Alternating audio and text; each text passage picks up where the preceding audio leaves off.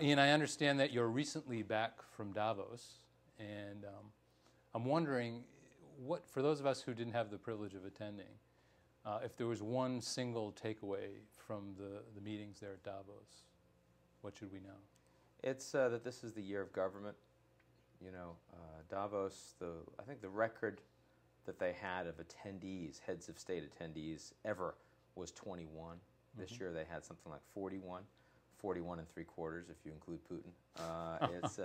That's pretty extraordinary. Right. And of course the Wall Street CEOs were not there. They either had been fired or they stayed away. And it was a very different kind of dynamic.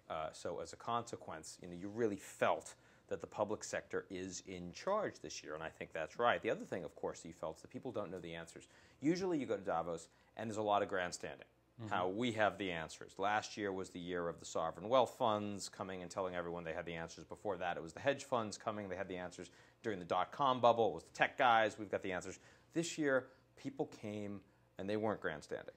People did not have the answers. An enormous amount of uncertainty as to what's going to unfold in the global economy and what can be done to fix it. And I think that made it a very interesting meeting. Do you think there's something really lost by not having the CEOs there, the private sector there, in the same way as in the past? I think you'd like to have the financiers there, Right. certainly. I mean, I think that for people like the CEOs of Barclays and Citi and others bailed out at the last minute because they felt like they didn't want to show that they were jetting off to the Swiss mountaintops when their shareholders were in duress. But, I mean, clearly they are part of the solution, or they should be part of the solution. I just heard President Obama saying that if Washington doesn't get the stimulus right, that the United States faces economic catastrophe. His words, not ours. But you think about that for a second. Economic catastrophe. What he's saying is that it all depends on Washington, that it doesn't matter what Wall Street does. It doesn't matter what kind of plans AIG comes up with. It doesn't matter what the automotive companies do or anyone else in the private sector, that Washington will determine whether or not we get out of this intact. And so from Obama's perspective, maybe you don't need the financiers there, at least not this year. And that I think is a very interesting question. But can Washington come up with the right answers without that kind of input from the private sector? And my understanding of Davos is that's the place Should be the where place. that happens. It's funny. Yeah. I could almost say that I'm a little disturbed by the fact that 41 plus heads of state showed up at Davos, because it points to a problem, which is that there aren't any international organizations where these people do get together.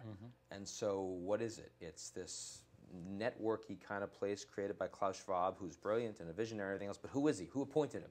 Right. How do people decide who's coming? It's the default mechanism in an environment where the things we have, the IMF and the G7 or the G8 or the G20 and NATO and the Security Council, don't really work. And so in that regard, 41 heads of state showing up in Davos for a few days, because that's where it happens, should actually worry us. Yeah, good. What was your personal highlight?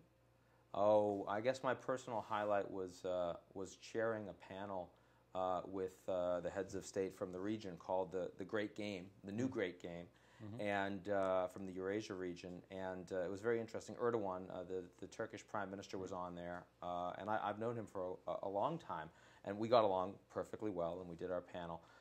But the panel right after mine, another plenary session hosted by editor over the Washington Post, had Erdogan, had Israeli President Shimon Peres, had Amr Moussa, who runs, of course, the Arab League, and Ban Ki-moon at the UN, and they all were talking Israel.